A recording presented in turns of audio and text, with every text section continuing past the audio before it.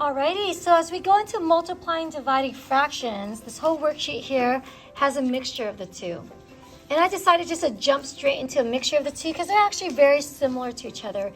Dividing fractions just requires one extra step, but it's very similar to multiplying. So here, the good news is that we do not need to have a common denominator in order to combine. You only need common denominators when you're doing what operation? Addition and subtraction. So whenever you add or subtract, you always need to have the like animals.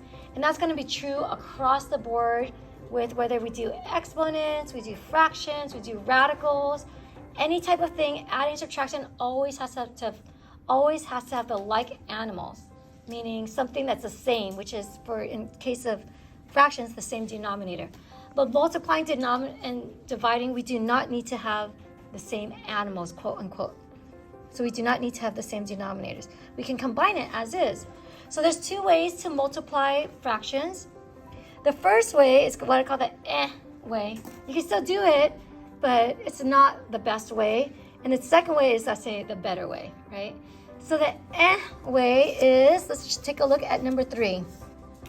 This is number 11. So I'm jumping straight to number 11 here. The way is that you just multiply across. You multiply across, then simplify. So if I just multiplied across here, you get 10 times 11, so you just multiply the numbers in the numerator together, right? So you multiply across, here's what I call the way. You go 10 times 11, and you go on the bottom, and you go 3 times 6, right?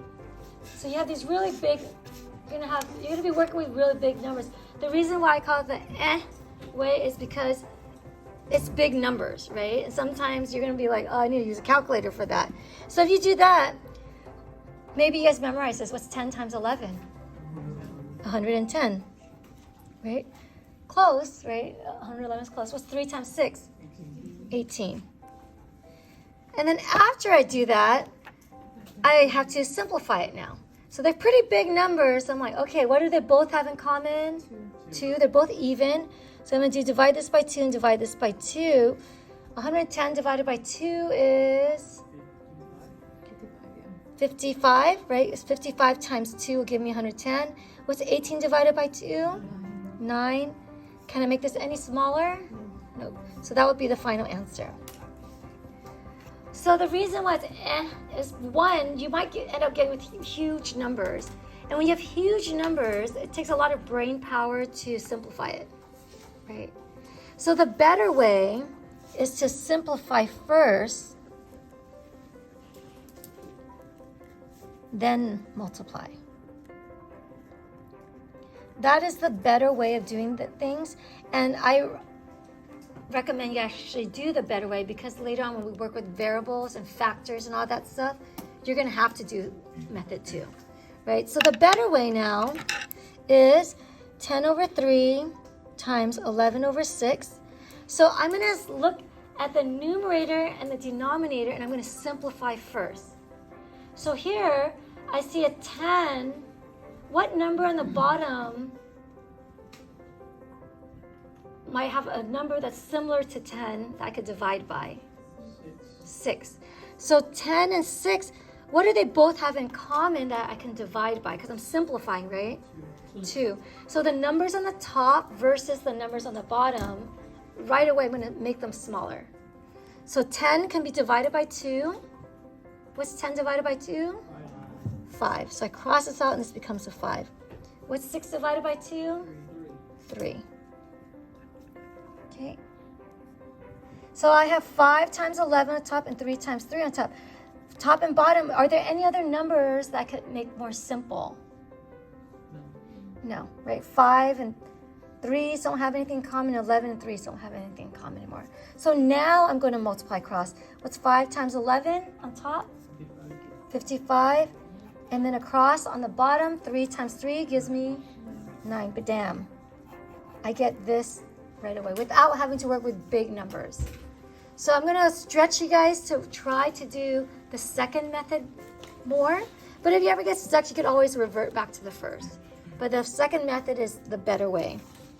Let's skip around a little bit. Let's do number 13. So look at number 13 here, doing it the second method. Look at the numbers on top versus the numbers on the bottom. What numbers can be divided out? 14 and 10. What do they both have in common? 2. What's 14 divided by 2? And 10 divided by 2? Good thing we memorized our multiplication table. Anything else I could cancel out? No. So now I can multiply across. So with multiplying, you just multiply across, right? 7 times 7 gives me